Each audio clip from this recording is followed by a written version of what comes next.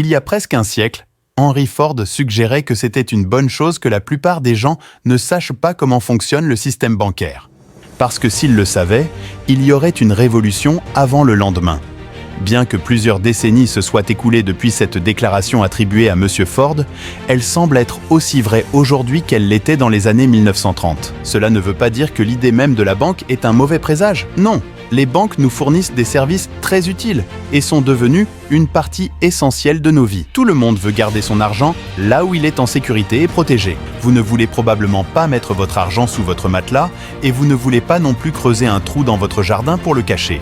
La vérité, c'est que les banques encaissent de grosses sommes la plupart du temps, souvent au détriment du grand public. Mais parce que les institutions financières opèrent dans des structures complexes et rigoureuses, certaines pratiques inhabituelles sont dissimulées aux yeux curieux du public. Peu importe de quel côté de la pièce vous vous trouvez, nous sommes tous ensemble dans cette affaire, d'une manière ou d'une autre. Que vous dépensiez votre argent ou que vous l'économisiez, il existe de nombreuses façons pour les banques de gagner de l'argent grâce à vous. La partie triste, c'est que vous ne savez pas que vous êtes exploité. Les multiples sources de revenus dont bénéficient les banques pourraient être l'une des raisons pour lesquelles les actions bancaires sont devenues le plaisir des investisseurs. Voici quelques vérités sur l'argent que les banques ne veulent pas que vous sachiez. Premièrement, vous perdez de l'argent chaque année. Vous avez probablement entendu dire que la banque est le meilleur endroit pour garder votre argent, mais personne ne vous a dit que vous perdez de l'argent chaque année lorsque vous le gardez à la banque. Il ne s'agit pas des frais que vous payez sur vos dépenses ou de quelqu'un qui vole votre argent. Cela a à voir avec l'inflation. L'inflation est l'augmentation des prix des biens et services au fil du temps. Cela signifie qu'un article que vous pourriez acheter avec un billet de 50 aujourd'hui coûtera légèrement plus cher dans 1 an et beaucoup plus dans 10 ans. Si vous pensez que l'argent que vous avez dans votre compte est en sécurité, vous vous attendriez à ce que sa valeur reste constante au fil des ans, voire à ce qu'elle augmente en raison des intérêts. Deuxièmement, les banques gagnent sur vos transactions par carte. Premièrement, à chaque fois que vous utilisez votre carte de crédit ou de débit pour effectuer des achats, les banques gagnent de l'argent grâce aux frais de traitement. Vous ne le savez peut-être pas, car vous ne payez que le montant de votre achat réel, mais le commerçant paie les frais. Le commerçant pourrait également avoir inclus ces frais dans le prix de vente, car il ne voudrait pas que son profit soit réduit. Regardons les choses ainsi. Imaginons que vous achetiez un article au prix de 500 € et que vous payez avec votre carte. Si le commerçant doit payer 3% pour chaque paiement effectué avec une carte, cela signifie que 15 € reviennent à la banque. La banque obtient cet argent simplement pour fournir les machines et la facilité de paiement. Pensez-vous que le commerçant sera heureux que ces 15 € soient déduits de son profit? Vous êtes celui qui paye ce frais, et je vais vous montrer comment.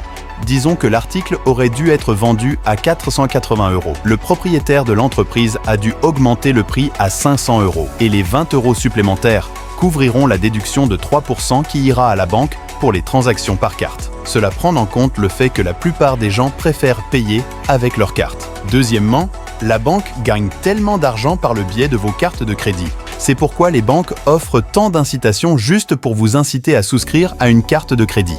Ce que vous ne savez probablement pas, c'est que les taux d'intérêt sur votre carte peuvent être augmentés à tout moment. Souvent, vous ne lisez pas ces lettres contenant de longs jargons juridiques, vous les ignorez, donc les banques en profitent en toute impunité en exploitant votre ignorance. Troisièmement, votre argent en banque n'est pas physique. Vous pourriez avoir des tonnes d'argent en banque, mais ce ne sont que des chiffres et des enregistrements électroniques. C'est parce que les banques utilisent votre argent pour faire des affaires. Elles prêtent cet argent sous forme de prêts commerciaux, de prêts automobiles ou hypothécaires. Pour vous, votre argent est chez la banque, mais en réalité, votre argent est ailleurs, générant des bénéfices supplémentaires pour la banque. Cette réalité est devenue évidente en 2008, pendant la dépression. Pris de panique, les gens sont allés aux banques pour retirer leur argent, mais les banques n'avaient pas assez d'argent pour tout le monde. Les banques pourraient avoir cette somme en liquidité, mais en cas de crise où tout le monde se précipite pour récupérer son argent, l'argent liquide physique ne sera pas là. Cela résulte d'une politique appelée la réserve fractionnaire qui permet à votre banque de prêter votre argent à ceux qui en ont besoin sous forme de prêts et d'hypothèques. Cela ne signifie pas que les banques ne sont pas sûres pour y déposer votre argent. Pas du tout.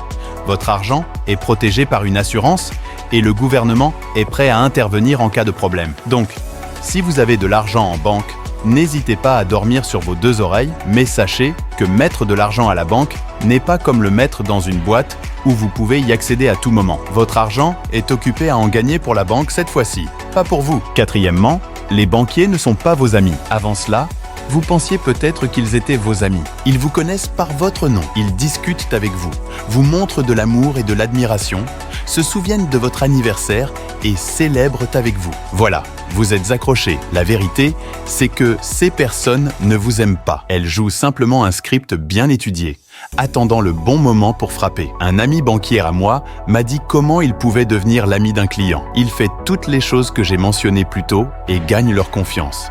Il leur fait croire qu'il est de leur côté et non du côté de la banque.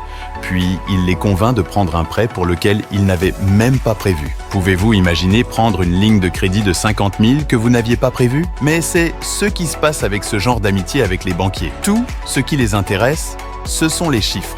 Ils ont des objectifs fixés par leurs managers et superviseurs. S'ils ne les atteignent pas rapidement, ils perdent leur emploi. Mon ami m'a également raconté comment certains collègues ont perdu leur emploi parce qu'ils ont essayé d'être authentiques, parce qu'ils se souciaient de leurs clients et montraient une compassion sincère. Ils n'ont pas pu atteindre leurs objectifs et, lorsqu'ils ont été découverts, ils ont été licenciés. Donc, la prochaine fois qu'un ami banquier arrive avec de grands sourires parlant des dernières offres de son entreprise, assurez-vous que c'est ce dont vous avez besoin et que vous voulez le faire. Ne vous laissez jamais manipuler émotionnellement avec de fausses amitiés. Cinquièmement, frais de transaction étrangers. Les frais de transaction à l'étranger sont un autre moyen pour la plupart des banques de se faire de l'argent sur le dos des clients.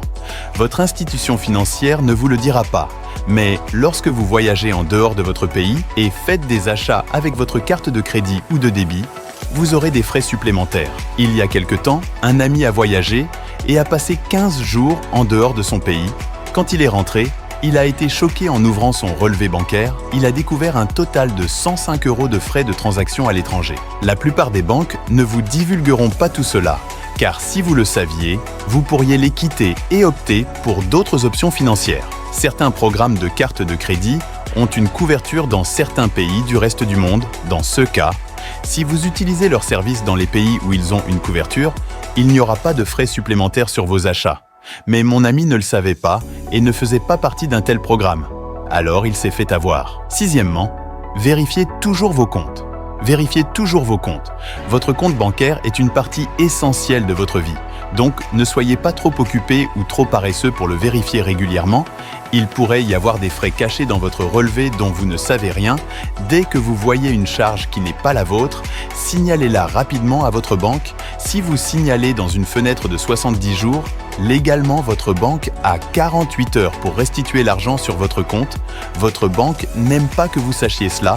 Ils peuvent essayer de retarder le processus ou d'y échapper. Mais vous pouvez vous en tenir à vos armes car vous êtes légalement protégé. Ils sont obligés de créditer votre argent sur votre compte. C'est tout pour cette vidéo. J'espère que vous avez appris quelque chose de nouveau et que vous avez apprécié le contenu. Tout d'abord, donnez un coup de pouce à cette vidéo si vous ne l'avez pas encore fait et abonnez-vous pour plus de contenu comme celui-ci. Je vous souhaite une bonne journée et à la prochaine.